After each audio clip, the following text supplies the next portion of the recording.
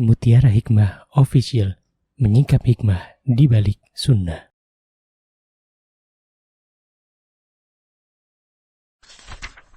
Salurkan donasi terbaik Anda untuk mendukung dakwah Mutiara Hikmah Official. Mari siapkan bekal akhirat kita. Jangan lewatkan kesempatan emas ini. Ayo kita berkontribusi dalam program pembangunan Masjid Mutiara Hikmah yang dibina langsung oleh Ustadz Hanan Yasir MA dan Ustazah Imro'atul Azizah. Raih pahala umroh setara haji dalam program Umroh I'tikaf Ramadan di tahun 2026. Perjalanan penuh makna, bimbingan penuh ilmu bersama Ustadz Hanan Yasir MA dan Ustazah Imro'atul Azizah. Tempat terbatas, daftarkan diri Anda sekarang juga.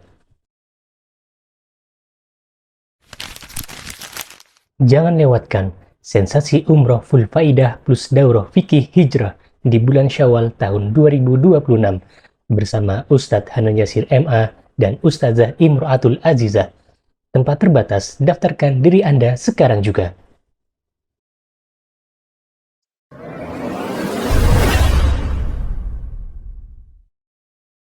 Ibu jamaah Majlis Ta'lim Hidayatus Sunnah yang berbahagia, kita akan melanjutkan materi pembelajaran kita yaitu hadis Arba'in An-Nawawiyah. Boleh silahkan dibuka bagi yang punya hadisnya, atau bisa juga yang punya HP dicari di Google, boleh. Hadis ke-25 yang berkaitan dengan ada berbagai macam cara untuk bersedekah. Silahkan, boleh dicari dulu. Ya, biar pas saya baca, ibu-ibu lihat artinya. Saya baca Arabnya, ibu-ibu lihat artinya. Oke, saya bacakan hadisnya. Saya bacakan aja ya, muatni.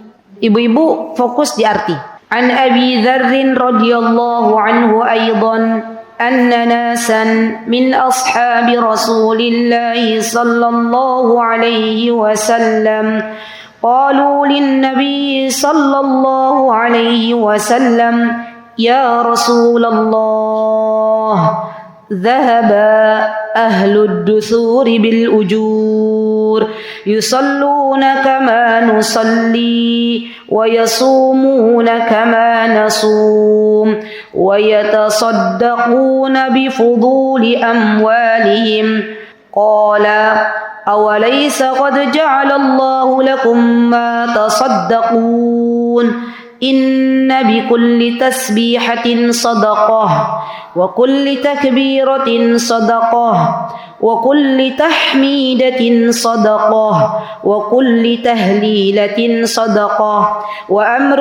بالمعروف صدقة ونهي عن منكر صدقة وفي بضع أحدكم صدقة قالوا يا رسول الله أيأتي أحدنا شهوته ويكون له فيها أجر قال أرأيتم لو وضعها في حرام أكان عليه فيها وزر وكذلك إذا وضعها في الحلال كان له أجر رواه مسلم.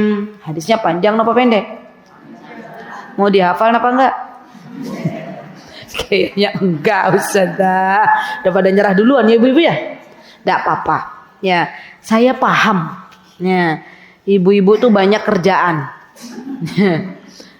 Menghafal hadis sepanjang ini bisa nyampe 2 pekan juga belum tentu hatam. Ya.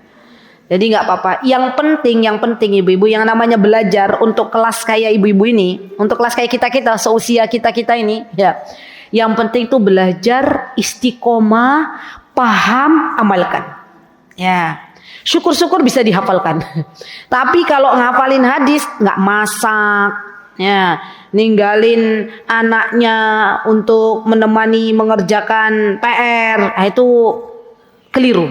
Ya, jadi kita itu banyak peran ibu-ibu. Kalau memang Allah Subhanahu wa taala memberikan kepada kita kesempatan untuk menghafal, terutama anak-anak muda yang belum menikah, mana anak-anaknya Bu Yuni? Boleh angkat tangan? Masya Allah. Anak-anak muda kalau tidak disibukkan dengan sesuatu yang bermanfaat, ya, menghafal Al-Quran, menghafal hadis, maka wallahi sosial media yang akan menyibukkan kalian. Ya. Tinggal pilih aja, mau disibukkan dengan ilmu atau disibukkan dengan sosial media. Ya. Percayalah, kalau kalian menyibukkan diri dengan ilmu, maka Allah angkat derajat kalian. Wallahi Allah angkat derajat kalian. Masya Allah, Allahumma barik. Masya Allah, Allahumma barik. Kami, saya dan para asatidah satu, itu Allah kasih kita pelajaran. Ada salah satu wali murid di antara wali murid kami yang nuwun sewu, secara fisik ada keterbatasan di dalamnya. Mungkin orang mengira beliau cerebral palsy, entahlah, wallahu ta'ala alam. Yang jelas, Masya Allah, Allahumma barik, beliau terus belajar. Beliau belajar kuliah, dan Masya Allah, Allahumma barik, sekarang beliau jadi dosen. Masya Allah. Dosen untuk orang-orang yang semisal dengan beliau. Masya Allah. Jadi kalau kalian, wahai anak-anak muda, pengen diangkat derajatnya oleh Allah Subhanahu wa Ta'ala, maka teruslah belajar ilmu. Ya, karena pada hakikatnya, kalau kita pengen derajat kita dimuliakan oleh Allah di dunia dan di akhirat, dan dimudahkan oleh Allah, tidak dihinakan oleh Allah di dunia, maka Allah punya solusi yang Allah Azza wa Jalla sebutkan di dalam Al-Quran. Apa kata Allah? Yarfa'illahu alladhina amanu minkum walladhina utul ilma darajat. Gitu kan? Ya. Dan kami pun menyaksikan ada seorang kuli bangunan, kerja di toko, kerja di kuli bangunan itu capek. Ya. Masya Allah, Allahumma barik, umatni, beliau diangkat oleh Allah derajatnya, Masya Allah, Allahumma barik, menjadi salah satu kepala sekolah di sebuah lembaga pondok pesantren. Masya Allah. Karena beliau mau belajar ilmu agama. Ya. Dan inilah yang seharusnya kalian sibukkan. Ya, sibukkan diri kalian, paksa untuk belajar Al-Quran, tahsin Al-Quran, membenarkan bacaan Al-Quran. Saya sholat selama ini Al-Fatihahnya sudah benar belum? Saya sholat selama ini makna yang ada di dalam bacaan sholat itu sudah saya pahami belum? Ya, itu yang harusnya kita sibukkan. Ya. Dan hari ini insya Allah kita akan belajar tentang apa makna sedekah. Yuk, bismillah. Semoga Allah mudahkan. Baik. Jadi begini teman-teman semuanya, sesungguhnya Islam ini adalah agama yang mengatur segala sendi kehidupan manusia. Dan Islam ini Masya Allah adalah agama yang memberikan seluas-luasnya kesempatan bagi para hambanya untuk melakukan berbagai macam amal saleh. Pertanyaannya, kenapa kita itu di dunia harus banyak-banyak melakukan amal saleh, ibu-ibu? Ayo dijawab. Kenapa Bu Siti? Kenapa kita sibuk melakukan ini, melakukan itu, sesuatu yang Allah ridhoi? Kenapa Bu Siti? Karena untuk bekal di akhirat. Masya Allah. Bagus. Ada lagi? Untuk bekal di akhirat. Ada lagi? Kenapa kita harus sibuk berjalan di dunia ini mengerjakan berbagai macam halal yang bermanfaat, berbagai macam amal soleh, bekal untuk di akhirat? Yang kedua, Masya Allah, Allahumma barik, sebagai wujud rasa syukur kepada Allah Subhanahu wa Ta'ala. Bukankah Allah yang selama ini memberikan makan kepada kita? Bukankah Allah yang selama ini memberikan pakaian kepada kita? Bukankah Allah yang selama ini memberikan udara kepada kita tanpa kita bayar sepeser pun? Maka sebagai bentuk rasa syukur kepada Allah, kita beramal saleh. Ya, ada lagi yang ketiga, teman-teman, kenapa kita harus menyibukkan diri dengan berbagai macam amal saleh? Masya Allah, Allahumma barik, agar Allah jaga, Allah selamatkan kita dari berbagai macam fitnah dunia. Masya Allah, Allahumma barik, jazakillah khair. Ada lagi? Kenapa? Masya Allah, Allahumma barik, agar Allah mencintai kita. Allah itu teman-teman, kalau sudah mencintai hambanya, maka Allah akan atur segala kehidupan hambanya sesuai dengan apa yang Allah inginkan. Barusan saya dijemput oleh beliau.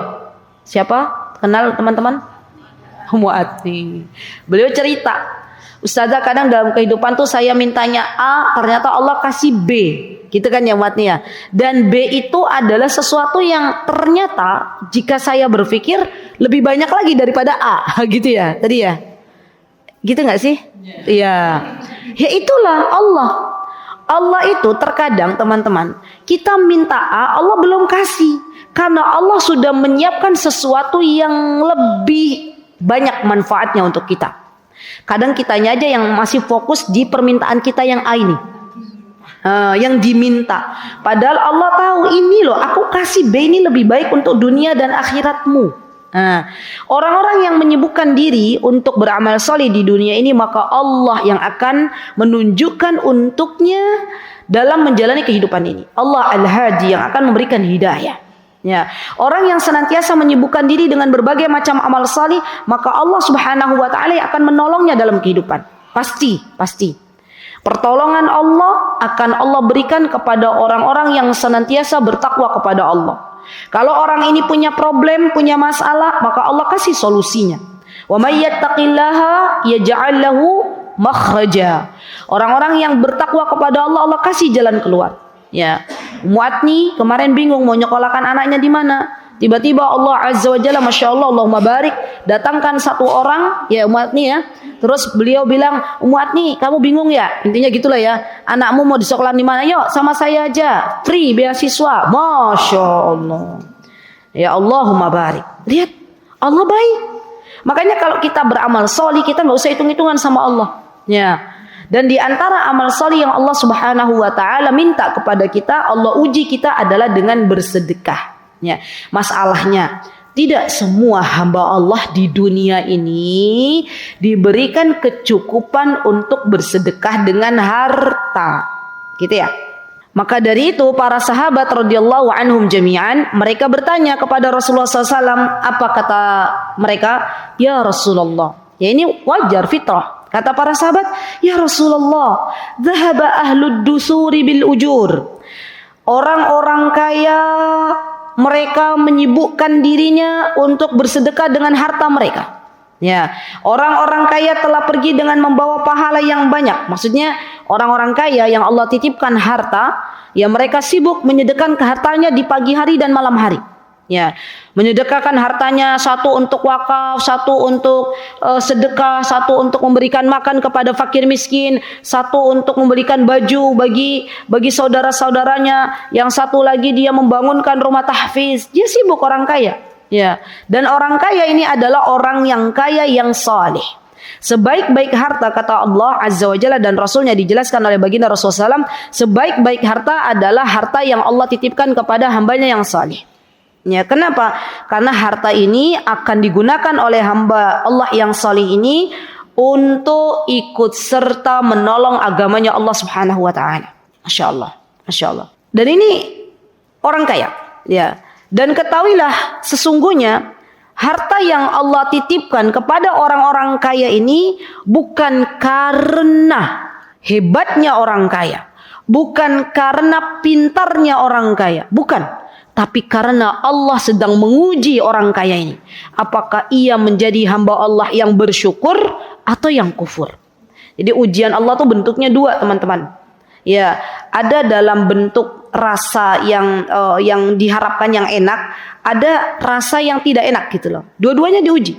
Orang kaya apakah dia diuji? Betul diuji. Dengan apanya? Dengan hartanya. Bahkan Rasulullah SAW beliau mengatakan, apa kata beliau? La tazula qadama 'abdin yaumal qiyamati hatta yus'al an arba'. Tidaklah bergerak seseorang pada hari kiamat, ya, kakinya kecuali ditanya 4 perkara. Apa kata Rasulullah SAW? Yang ditanya adalah an umrihi fima afna. Usianya untuk apa? Kamu ngapain aja di dunia? Ya Allah, saya waktu di dunia saya bertasbih, lulus. Ya Allah, saya waktu dunia salat, lulus. Ya Allah, saya waktu di dunia, ya Allah, nyekrol HP. Setiap saat dari waktu ke waktu saya lihat, berpindah dari sosial media ke media lainnya. Saya lihat status teman-teman saya ikuti berbagai macam link-link yang tidak bermanfaat. Ya, Allah akan tanya. Ya. An ummihi fi ma'afna wa an syababihi. Dan masa mudanya untuk apa kau gunakan? Allah akan tanya ke kita. Ya, jadi selamat bagi ibu-ibu yang usianya sudah di atas 30 tahun. Itu udah bukan lagi masa muda. Tapi masalahnya terkadang ada orang-orang yang baru berhijrah. Gimana? Ya, dulu sebelum tahu bagaimana lezatnya sunnah, ya, bagaimana lezatnya Islam yang diturunkan oleh Allah Subhanahu wa taala melalui utusannya yaitu Rasulullah SAW, dulu habis waktunya masa mudanya untuk mengejar dunia. Ada nggak yang kira-kira begitu? Banyak ya. Nah, sekarang bagi teman-teman yang masih muda, ya jangan habiskan waktunya untuk dunia. Wallahi jangan habiskan waktunya untuk dunia. Banyak teman-teman yang menyesal, Ya, banyak teman-teman yang menyesal. Saya sering kali ya kalau pas safari dakwah bertemu dengan orang-orang baru yang baru berhijrah, baik itu di Jakarta maupun kemarin baru di Surabaya. Itu banyak ya, Masya Allah, orang-orang yang akhirnya endingnya itu menyesali masa mudanya gitu. Ya Allah Ustazah, dulu waktu aku masih muda yang tak kejar ki karir. Dulu waktu saya masih muda yang dikejar nih cuan. Ya. Tapi ternyata hidupku nggak pernah tenang, ya. Sholatku nggak pernah khusyuk. Saya juga nggak tahu yang dikejar-kejar kenapa kok dunia terus. Ya. Saya baru belajar yang namanya arti ketenangan hidup itu setelah saya berhijrah. Katanya begitu. Ya. Dan itu usianya sudah nggak lagi 30 tahun. Usianya sudah 40, 45, ada juga yang 50. Tergantung Allah kasih hidayah kapan. Ya. Maka bagi anak-anak muda, jangan sampai waktunya habis untuk dunia. Ya. Yang ketiga, Allah akan tanya kepada kita, ya an ilmi, ilmunya untuk apa? Ya, jadi orang-orang yang berilmu itu akan ditanya oleh Allah. Selama ini aku berikan ilmu kepadamu, apakah engkau amalkan atau tidak? Ya. Dan terakhir yang keempat adalah wa an malihi, hartanya Allah tanya. Dari mana, min aina iktasab, dan untuk apa? Itu ditanya dari dua jalur. Makanya orang-orang kaya ini sebenarnya ya teman-teman, semua orang pengen jadi orang kaya. Tapi ingat, orang kaya juga diuji oleh Allah Subhanahu wa taala. Jangan kira orang kaya itu hidupnya tenang, enggak mesti. Ya. Enggak mesti. Ya. Banyak orang kaya diberikan harta oleh Allah, tapi ternyata Allah uji dari sisi lain. Ya. Suaminya belum mau sholat, anaknya pacaran, anaknya terjerat narkoba, anaknya terjerat pinjol, padahal sudah kaya raya tuh. Tapi anaknya terjerat pinjol. Nah, itu ujian. Ya. Jadi kita itu jangan mengira, kalau orang kaya tuh nikmat ya, kemana-mana ada uang. Ya, mau beli tas branded ada, mau keluar negeri oke, gitu ya. Mau apa lagi? Beli sepatu branded ada. Gitu ya. Jangan kira, ya. Banyak orang kaya yang nggak bahagia. Kenapa? Karena mereka tidak tahu arti kebahagiaan itu sejatinya ada dalam mencintai Allah Subhanahu wa taala. Ya. Jadi orang-orang kaya dulu, para sahabat, ketika mereka mengira orang-orang kaya itu adalah orang-orang yang banyak mengeluarkan harta di jalan Allah, itu adalah orang-orang kaya yang salih. Ya. Siapa di antara para sahabat yang orang kaya tapi salih, teman-teman? Siapa? Ada Abdurrahman bin Auf, ada Utsman bin Affan yang hartanya nggak habis-habis. Masya Allah. Abdurrahman bin Auf ini malah pernah loh ibu-ibu takut, ya, beliau itu takut jadi kaya tuh punya uang terus tuh takut. Kalau zaman kita sekarang ada nggak teman-teman yang takut kalau punya uang? Kayaknya nggak ada deh ya. Boleh angkat tangan deh yang takut untuk jadi orang kaya. Nah, takut miskin katanya. Tuh bener kata Bu Siti, orang zaman sekarang takut miskin, nggak ada yang takut kaya. Abdurrahman bin Auf itu dulu takut kaya. Takut punya uang banyak, takut. Ketika beliau mendengar kata Rasulullah SAW, orang-orang miskin itu, kata Rasulullah, pada suatu hari Abdurrahman bin Auf datang ke majlisnya Rasulullah. Rasulullah bilang, di surga itu banyaknya orang miskin. Kata Rasulullah begitu. Abdurrahman bin Auf ketakutan. Ya Allah, terus aku orang kaya kapan masuk surganya? Kata Abdurrahman bin Auf. Dan subhanallah, yang namanya orang bersedekah itu nggak mungkin, nggak ada ceritanya orang bersedekah dimiskinkan sama Allah di dunia, nggak ada ceritanya. Yang ada tuh dikayakan terus. Sampai pernah suatu hari Abdurrahman bin Auf punya dagangannya nggak kejual-jual karena beliau nangis terus, ya Allah, kalau orang miskin banyak di surga, terus aku orang kaya tempatnya di mana gitu ya. Sampai diceritakan kurmanya beliau tuh membusuk, bukan membusuk, maksudnya rusak gitu, kurmanya rusak. Allah kasih jalan gimana caranya itu kurma rusaknya Abdurrahman bin Auf bisa kejual. Allah datangkan penyakit, ya, di mana penyakit itu obatnya kurma yang sudah rusak. Masya Allah, itu cerita sahih. Akhirnya kurmanya Abdurrahman bin Auf banyak yang nyari. Nah, secara ekonomi kan kalau barang sedikit tapi banyak yang nyari jadi mahal. Abdurrahman gak jadi miskin. Betul. Kenapa? Karena kerjaannya Abdurrahman bin Auf tuh tiap hari sedekah, teman-teman. Ya, Masya Allah. Kita, terutama saya ya, dan teman-teman kita semuanya ya, nggak ada apa-apanya ya kalau dibandingkan dengan sedekahnya Abu Bakar, dengan sedekahnya Utsman, dengan sedekahnya Abdurrahman bin Auf. Masya Allah, saya pernah membawakan sebuah materi daurah waktu itu di Surabaya dan di Purworejo. Judulnya tentang mimpi.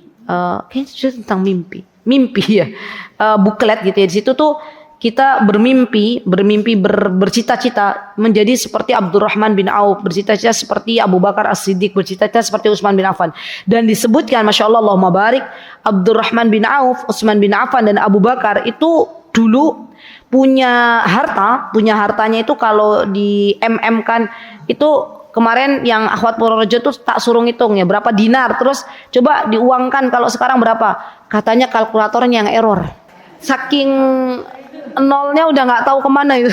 Jadi waktu itu disebutkan berapa dinar gitu loh kekayaan Utsman bin Affan. Terus saya bilang ke ibu-ibu di Purworejo di Masjid Ar-Royan, tolong dihitung Bu, itu berapa kalau diuangkan sekarang. Terus dihitung, Ustaz ada error katanya. Masya Allah, berarti saking banyaknya, Masya Allah, harta yang Allah amanahkan kepada mereka. Masya Allah, Masya Allah, Allahumma barik, Masya Allah. Jadi orang kaya yang bagus itu adalah orang kaya yang Allah Azza wa Jalla titipkan harta kepada mereka, dan mereka menyibukkan diri untuk membagi-bagikan hartanya di jalan Allah Subhanahu wa Ta'ala. Masya Allah. Baik.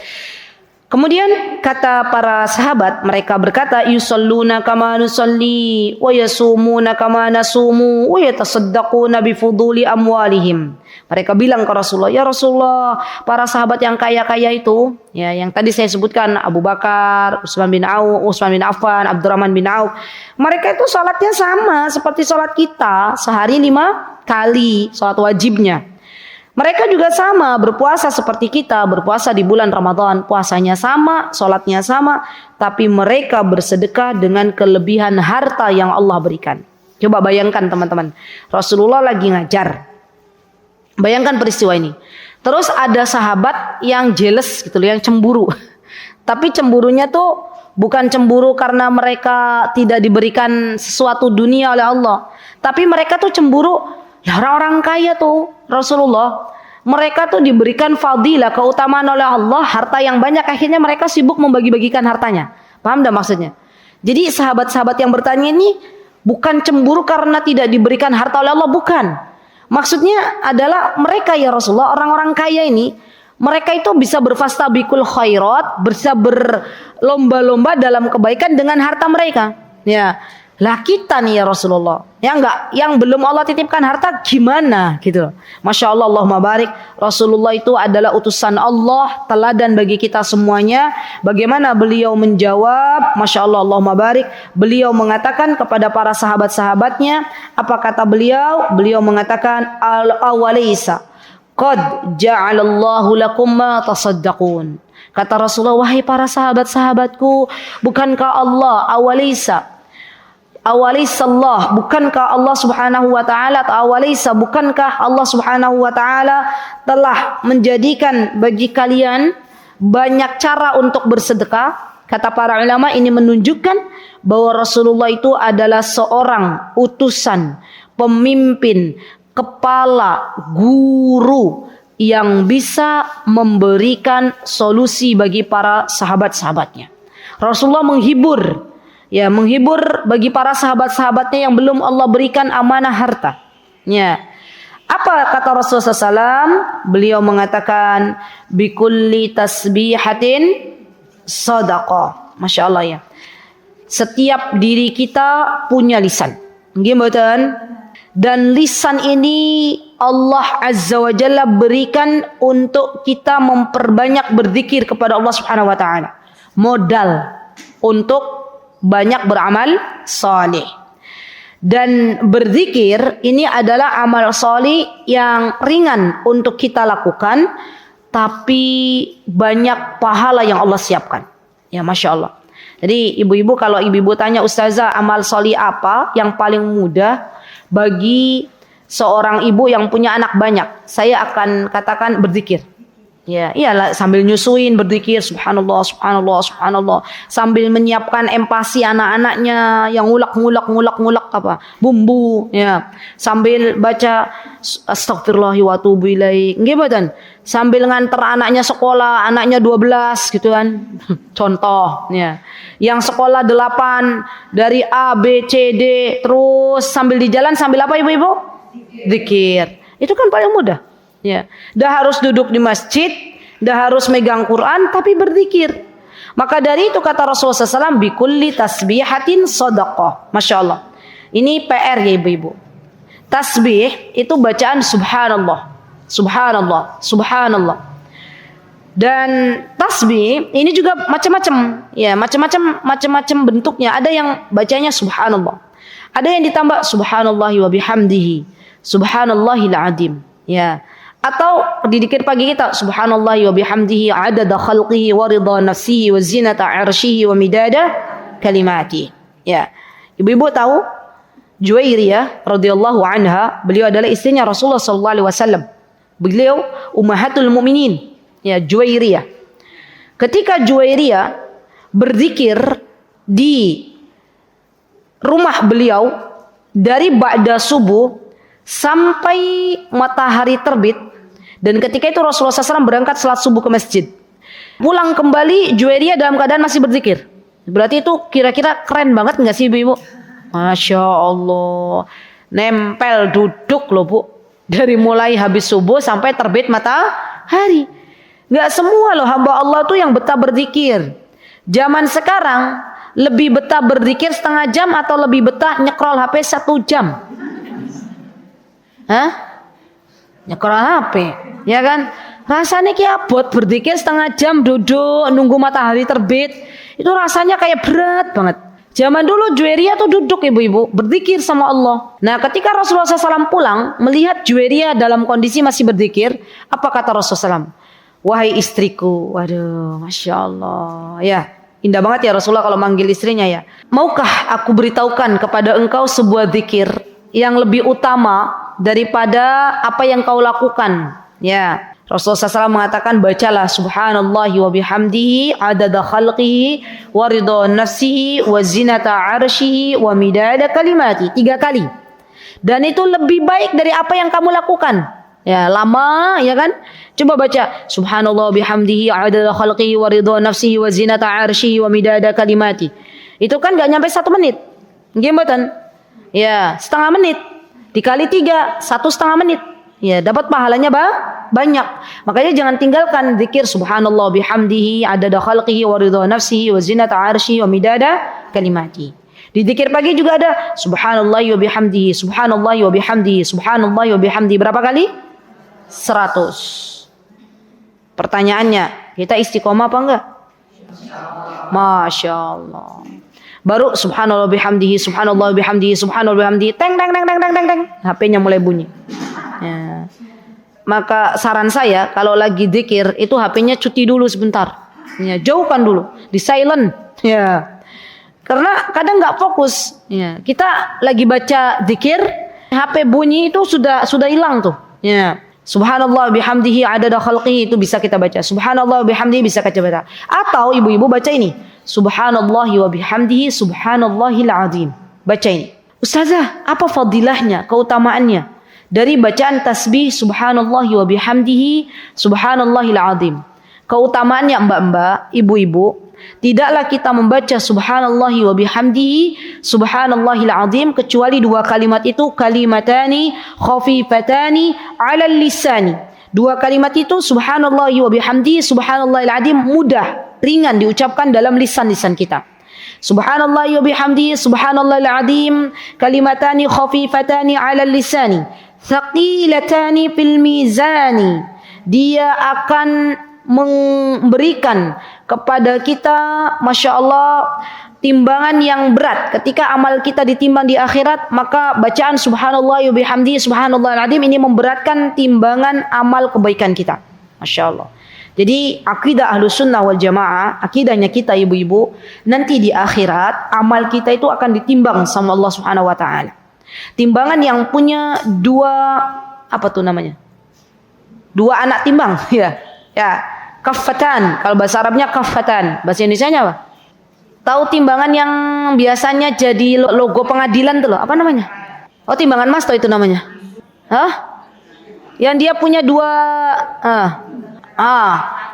bukan timbangannya zaman sekarang diukur keluar angka. Bukan. Ya, ada dua itu ya. Itu timbangan yang nanti akan menimbang amal soleh kita. Dan timbangan itu adalah timbangan yang sesungguhnya timbangan. Kita harus percaya itu timbangan. Karena dari firqah atau kelompok Mu'tazilah, mereka tidak percaya bahwa amal kita itu ditimbang. Kata mereka itu adalah kinayah, itu adalah sebuah perumpamaan aja, majazi, bukan suatu yang benar. Ya, jadi orang-orang berpaham Mu'tazilah, Mu'tazilah dan Jahmiyah. Mereka mengatakan bahwa yang namanya timbangan di akhirat itu bukan timbangan. Dan kita akidah Ahlussunnah wal Jamaah mengatakan timbangan di akhirat itu adalah timbangan yang punya dua neraca timbangan. Ya. Dan nanti yang ditimbang oleh Allah Subhanahu wa taala adalah amal saleh kita. Dan di antara amal saleh yang memberatkan timbangan kita di akhirat adalah bacaan subhanallahi wa bihamdihi subhanallahil azim. PR untuk saya dan untuk teman-teman semuanya. PR. Hari ini target kita adalah membaca subhanallahi wa bihamdihi subhanallahil azim. Sebanyak berapa kali ibu-ibu maunya? Bagi pemula 100 berat. Berapa kali mbak aja yang anaknya Bu Yuni. Ayo berapa kali? Berapa kali maunya? Mbak mana tadi?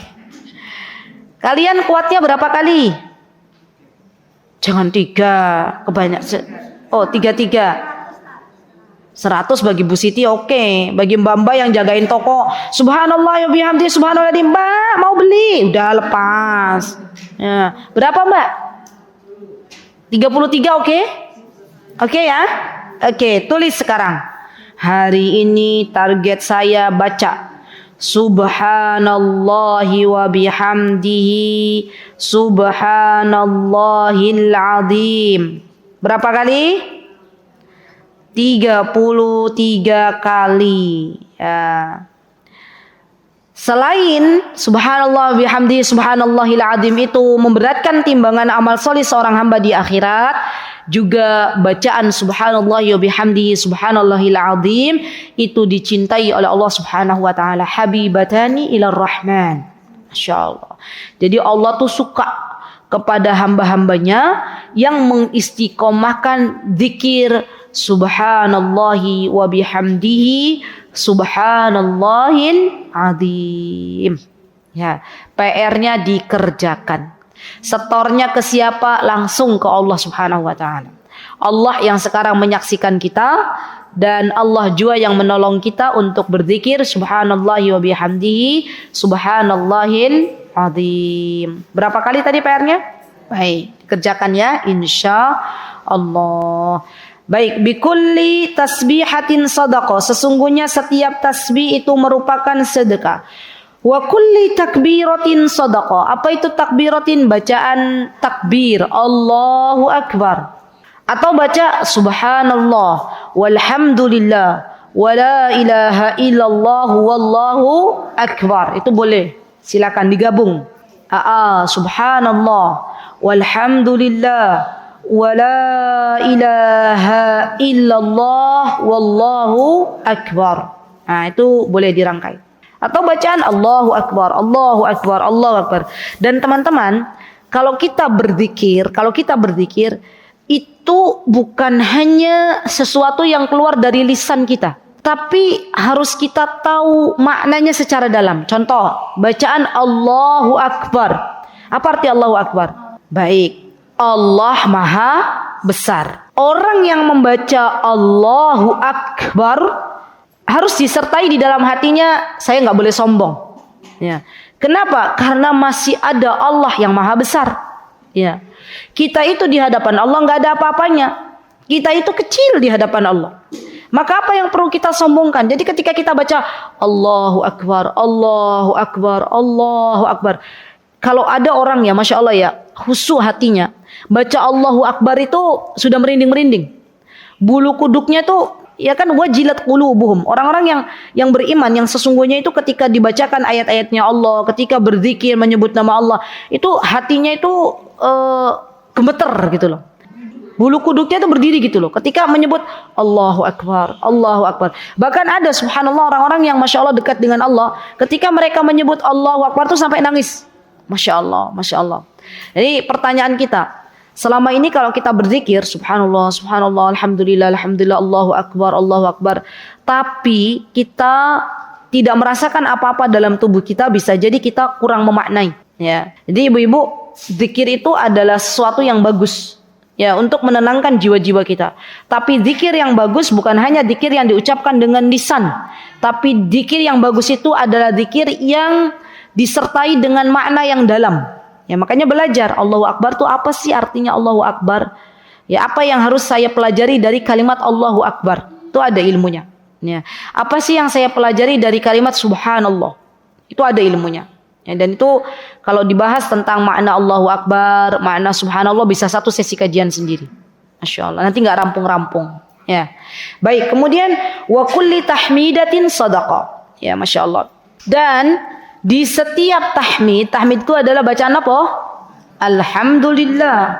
Itu adalah sedekah. Jadi panjenengan kalau pengen sedekah, ya baca Subhanallah, walhamdulillah, wala ilaha illallah, wallahu akbar. Subhanallah, walhamdulillah.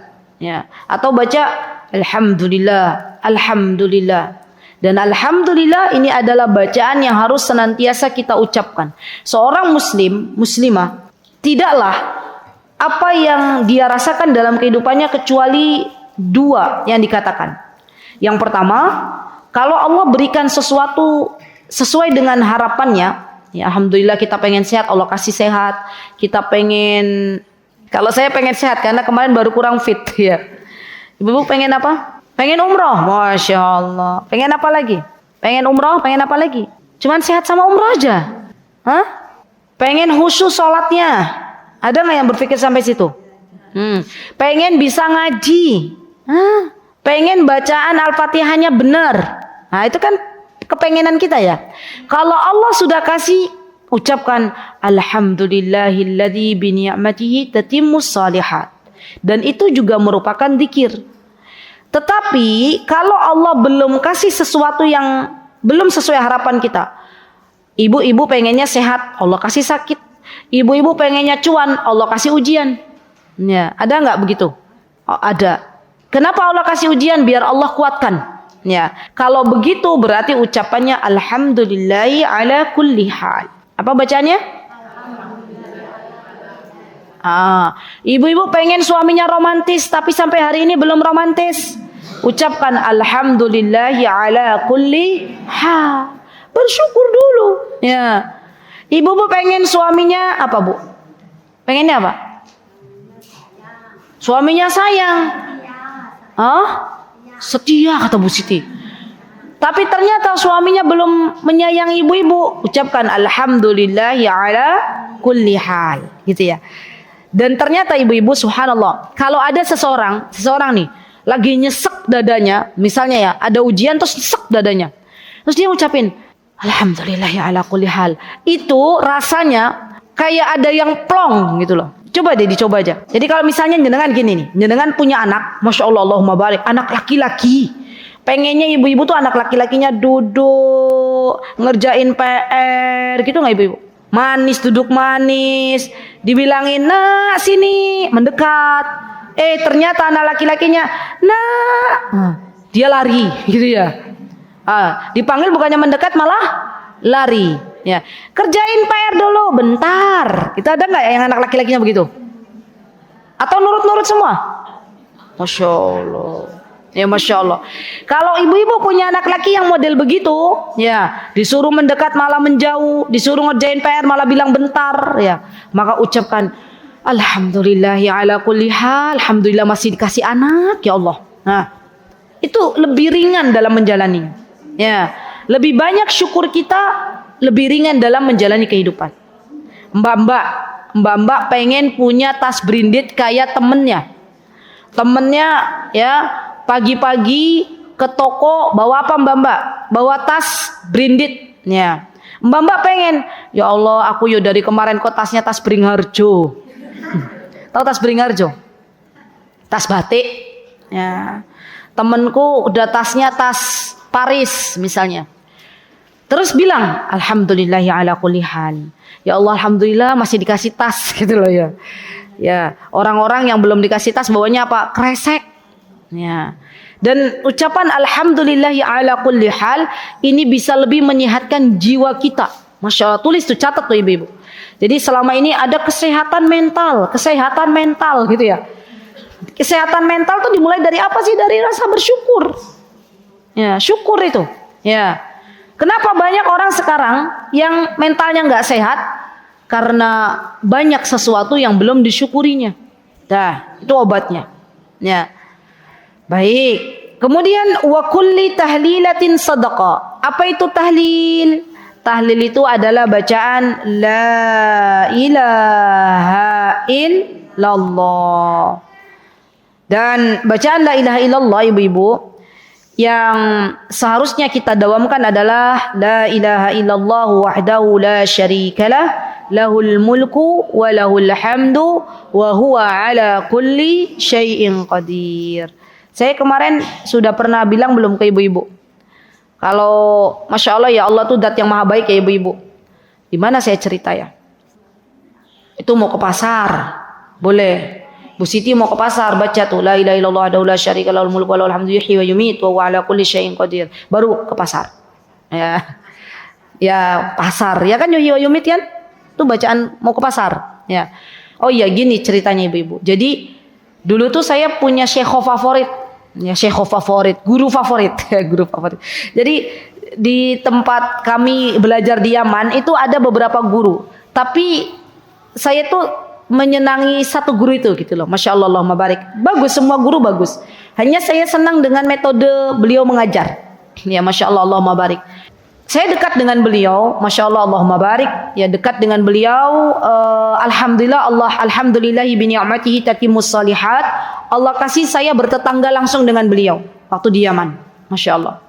Beliau juga menitipkan salah satu di antara putri beliau untuk ngaji bersama saya waktu itu, ya jadi nyetor Quran.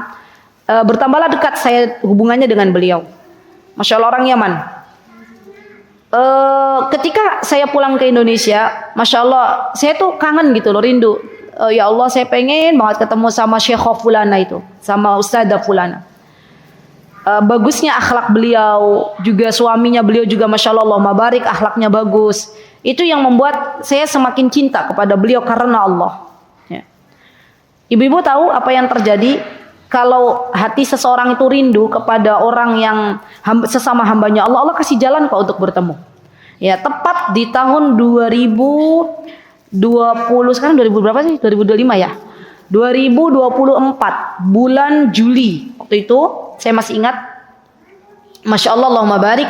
Tetangga saya yang di Yaman, yang hari ini beliau tinggal di Madinah, saya berkunjung awalnya ke rumah beliau di Madinah. Kita nggak tahu, saya nggak tahu kalau syekh saya waktu itu berhaji.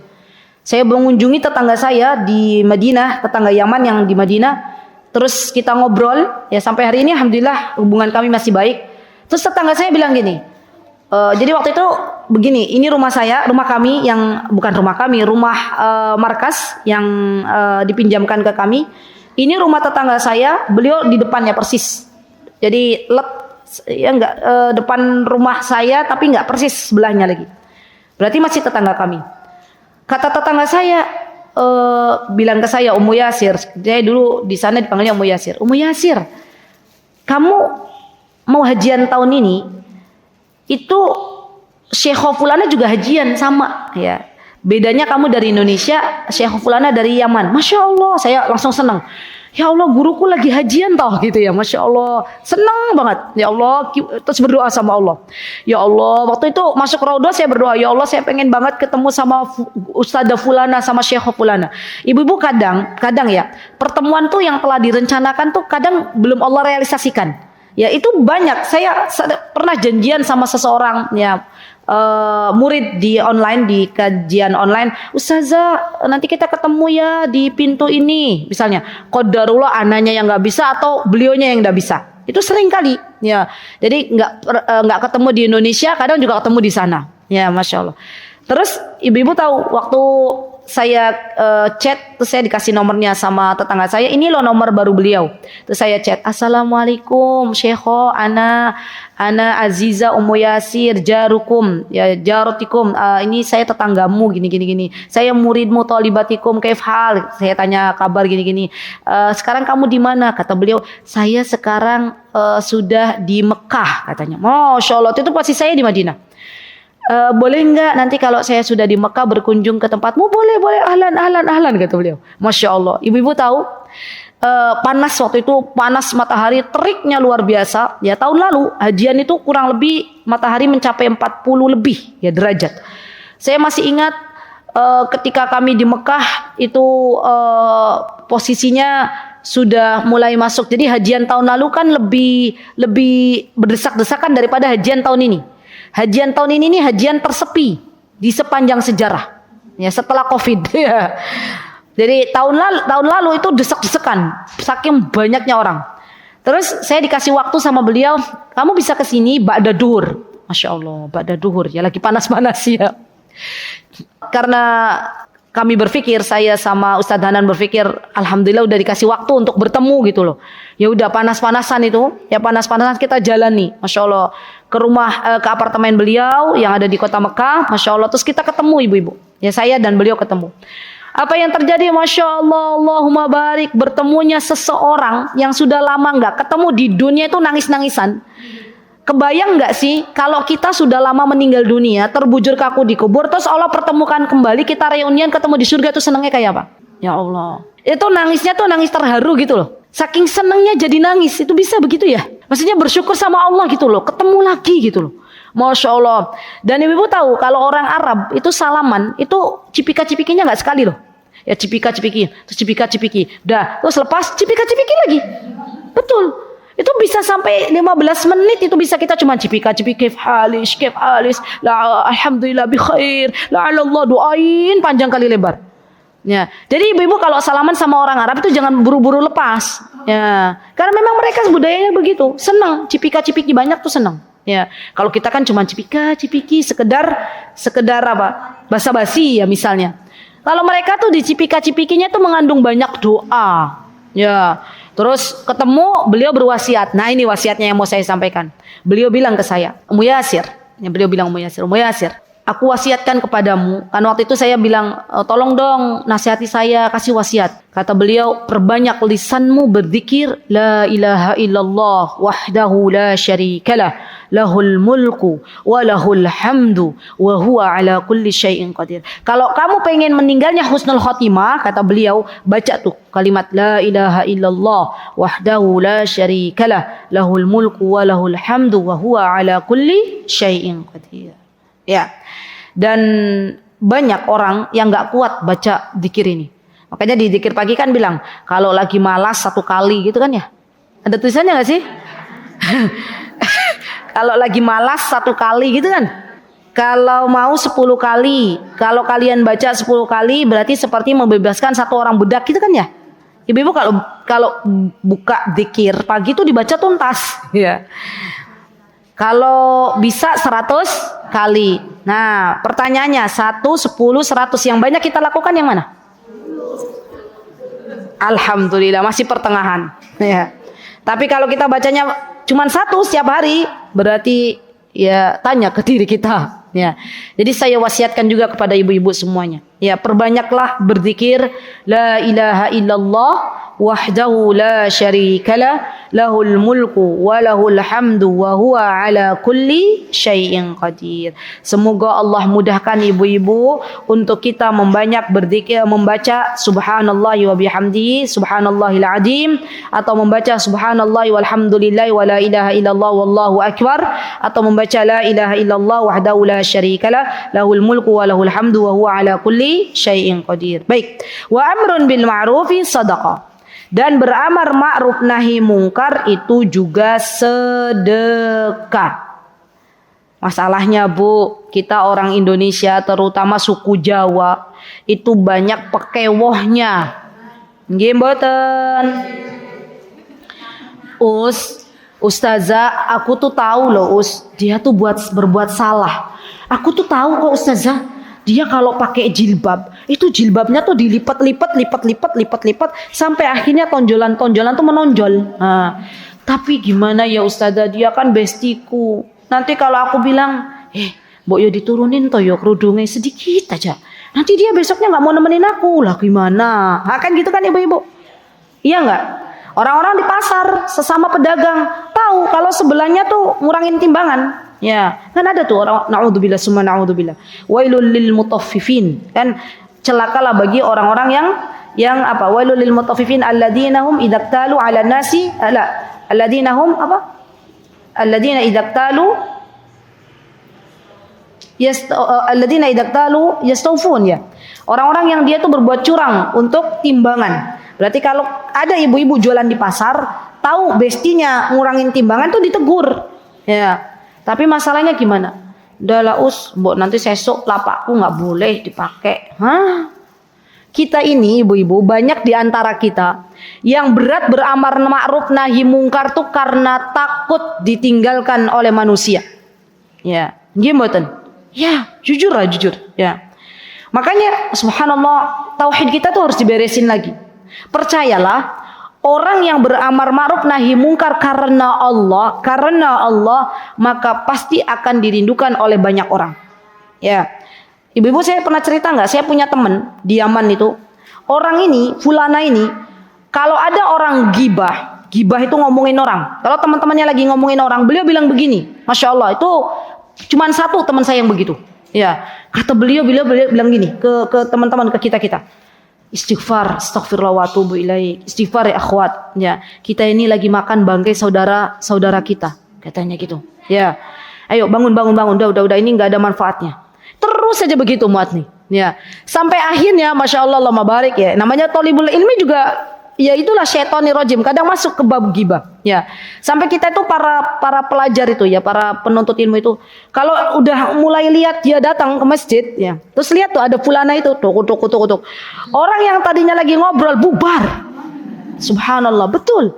Yang awalnya tuh ketika beliau datang ke majelis, ya beliau bilang, "Ittaqillah, wallahi ini bertakwalah kepada Allah. Ini tuh kita lagi rame-rame makan bangkai saudara kita," gitu ya. Awalnya tuh orang kok kayak gitu. Akhirnya bubar. Masya Allah, Allahumma barik. Ketika saya sudah tidak lagi bersama beliau, saya sudah di Indonesia, beliau sudah di sana. Wallahi saya rindu dengan beliau. Ya Allah, aku belum menemukan orang yang kayak beliau, gitu ya. Saya belum pernah menemukan orang seperti beliau. Semoga Allah menjaga beliau. Masya Allah. Dan Masya Allah, Allahumma barik. Apakah kemudian beliau tidak ada yang menemani? Ada. Orang-orang yang sefrekuensi dengan beliau. Orang-orang yang hobinya nggak ngomongin orang akan mendekat kepada beliau. Orang-orang yang hobinya ngomongin orang nggak bisa berteman dengan beliau. Ya, berarti apa Bu? Berarti sebenarnya Allah sedang menolong beliau. Ya, Allah pengen menyaring teman-teman beliau tuh teman-teman yang is the best, yang bagus, yang berkualitas. Ya. Dan inilah sesungguhnya arti dari amar ma'ruf nahi mungkar. Apa sih amar ma'ruf nahi mungkar? Kita mengajak orang kepada kebaikan dan kita melarang orang terhadap berbuat kemungkaran. Nah, jadi ternyata itu sedekah gitu loh. Contoh. Ada teman kita belum pakai kaos kaki. Contoh. Terus kita bilang, "Besti, ya ini aku bawakan kaos kaki." Nah, Masya Allah. Kalau kita mau beramar ma'ruf nahi mungkar tuh bukan cuma di lisan ibu-ibu, kasih solusi. Ya, bawakan kaos kaki. Ini kaos kakinya merek A, di mana Masya Allah Allahumma barik, kaos kaki ini kaos kaki yang insya Allah awet setahun dipakai. Masya Allah. Nggak usah nyebut merek, ya merek A. Alhamdulillah saya beli dengan cinta. Waduh. Maka bestiku, ya, yuk dipakai. Ya, kenapa? Karena kaki itu aurat. Masya Allah. Bestinya pertama-tama nggak enakan ya dengan bestinya, besoknya dipakai kaos kakinya. Gimana? Menghargai temennya yang ngasih kaos kaki. Awalnya dia pakai karena nggak enak sama temennya yang udah ngasih. Kan kita begitu, kalau kita dikasih orang kan kita ini ya, kita kembali untuk memakai gitu loh. Subhanallah ibu-ibu, walaupun niat awalnya bukan karena Allah, walaupun niat awalnya karena nggak enakan dikasih kaos kaki sama fulana, dari situ semoga Allah berikan hidayah. Jadi Masya Allah ya, orang-orang yang bisa beramar ma'ruf nahi mungkar dengan memberikan solusi itu keren pakai banget lah.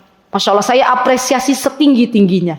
Kenapa? Karena masih banyak dari kita yang beramar ma'ruf nahi mungkar hanya dengan lisan. Ya, beramar ma'ruf nahi mungkar itu penting di dalam agama kita. Allah Subhanahu wa taala menjadikan orang-orang yang punya orang-orang yang dekat dengan Allah, orang-orang kaum muslimin dibedakan dengan kaum nabi yang lain itu dikarenakan di dalam agama Islam ini ada amar ma'ruf nahi mungkar. Masya Allah. Jadi dipilihnya kita sebagai umatnya Rasulullah SAW dan mulia di hadapan Allah karena Allah Azza wa Jalla dan Rasulnya telah memberikan kepada kita perintah beramar ma'ruf nahi mungkar. Baik. Kemudian di sini sedikit lagi ibu-ibu disebutkan wa fi budhi ahadikum shadaqah.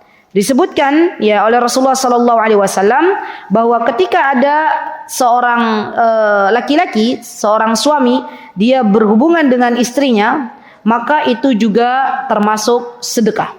Ya, ini tidak saya panjang kali lebar. Yang jelas seorang istri kalau suaminya sudah meminta kebutuhan yang sangat luar biasa, yang menjadi kebutuhan primer mereka, ya, maka bersegeralah untuk mendatangi suaminya. Ya, kenapa? Karena kalau ada banyak di kalangan istri yang sudah tidak lagi menghimbau atau sudah tidak lagi mentaati suaminya ketika suaminya minta jatahnya, maka yang ada banyak suami-suami yang selingkuh. Na'udzubillah, summa na'udzubillah. Ya, dan ini semuanya sedekah. Qalu ya Rasulullah, maka kemudian para sahabat bertanya kepada Rasulullah sallallahu alaihi wasallam, ayati ahaduna syahwata wa yakuna lahu fiha ajrun? Bukankah engkau mengatakan kalau kami menyalurkan syahwat-syahwat kami kepada orang-orang, kepada sesuatu yang halal, kepada istri-istri kami itu adalah berpahala di sisi Allah Subhanahu wa taala?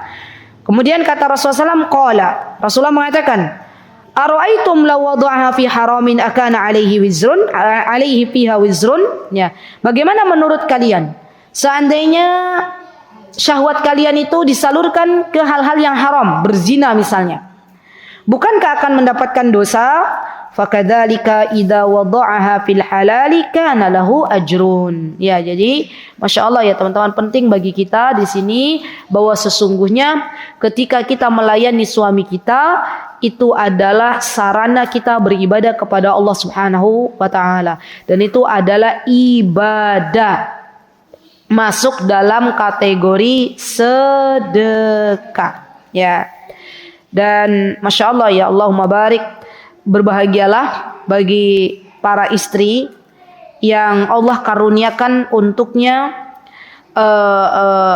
kesalihahan, ya, dimana ketika suaminya memanggil bersegera untuk mendatanginya, ketika suaminya membutuhkan ya bersegera untuk melayaninya, dan berusaha untuk menjaga kehormatan dirinya, berusaha untuk menjaga apa-apa yang memang perlu dijaga. Karena banyak zaman sekarang wanita ujiannya adalah, diantara ujian wanita zaman sekarang adalah sangat mudah wanita-wanita ini membandingkan suaminya dengan suami-suami yang ada di sosial media. Ya, mereka mengira bahwa laki-laki yang ada di sosial media, kan banyak tuh sekarang orang pamer, ya, bikin konten. Ya, suami istri lagi bangun rumah bikin konten, lagi pergi ke mana? Jalan-jalan bikin konten, gitu kan ibu-ibu. Kulineran bikin konten, ya, umroh sama suami istri bikin konten. Kan akhirnya banyak tuh para istri yang mulai nggak bersyukur lagi. Ya, mulai nggak bersyukur, suamiku kok kayak gini ya, gitu kan. Akhirnya ketika sudah nggak mulai bersyukur, suaminya memanggil untuk istrinya agar melayaninya, males-malesan, ogah-ogahan. Suamiku nggak kayak suaminya fulanah, ya. Suamiku tidak seganteng suaminya fulanah. Suamiku tidak seberuang suaminya fulanah, ya. Seberuang apa siapa? Oh, setajir, betul. Ini Bu Siti ini update. Suamiku tidak setajir suaminya fulanah, gitu nggak sih? Ya, orang-orang, seorang istri kalau sudah mulai membanding-bandingkan antara suami dirinya dengan suaminya orang lain, wallahi maka akan ogah-ogahan dalam melayani suaminya. Ya, jadi balik lagi bahwa ternyata yang membuat kita bahagia itu bersyukur, ibu-ibu. Alhamdulillah. Alhamdulillah masih ada yang mau dengan saya. Gitu nggak sih? Alhamdulillah masih ada yang menafkahi saya. Alhamdulillah masih ada yang memuliakan saya. Itu kan disyukuri lagi. Ya, kebaikan suami itu bukan semata-mata dilihat dari berapa banyak transferan yang masuk ke rekening kita. Ya, tapi kebaikan suami bisa dilihat dari akhlak suami-suami kita, bagaimana memperlakukan kita. Maka kita akan semakin mencintai suami kita akan lebih semangat melayani suami kita, dan Allah pun ridho. Kan endingnya begitu. Ya. Surganya perempuan ada di mana? Kalau dia belum menikah, ada di orang tuanya. Kalau dia sudah menikah, ada di suaminya. Nah, dua hal ini harus kita fokuskan. Kalau kita pengen dicintai oleh Allah, sebelum menikah berbaktilah kepada kedua orang tua. Kalau kita pengen dicintai Allah, setelah menikah berbaktilah kepada suami kita. Semoga Allah Subhanahu wa taala menjadikan kita semuanya istri-istri yang salihah. Amin. Semoga Allah Subhanahu wa taala menjadikan kita semuanya anak-anak yang salihah. Amin. Kalau tidak ada suaminya sudah meninggal dunia, sudah tidak lagi bergabung dengan suaminya atau sudah berpisah dengan suaminya, maka saya doakan semoga wanita-wanita ini dijaga oleh Allah Subhanahu wa taala. Amin. Allahumma amin. Aqulu qouli hadza wa astaghfirullah li wa lakum wa akhiru da'wana anil hamdulillahi rabbil alamin. Wassalamualaikum warahmatullahi wabarakatuh. Mutiara Hikmah Official, menyingkap hikmah di balik sunnah.